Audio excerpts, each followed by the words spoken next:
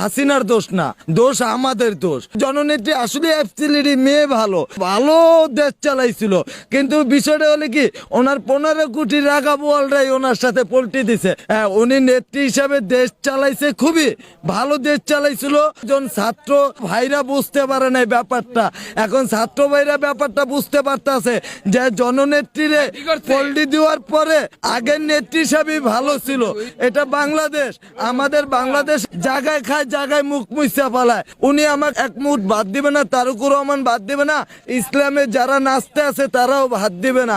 আমরা গরিব দিন মজুরি চাইতেছি ভালো একটা সরকার, জোর জুলুমবাজের এই দুনিয়ায় বিচার হবে আর হইতে আসছে। উনি লোক ভালো ছিল, কিন্তু আমরা কর্মী ভালো না ভাই। জননেত্রী উনি আসতে পারবে, ওনার বাপদাদার দেশ, জনগণের যেরকম দেশ ওনারও বাপদাদার দেশ, আমারও দেশ। কিন্তু আমার মতন মোহাম্মদ ইব্রাহিম তালুকদার কখনো কোনোদিন, আমি আজকে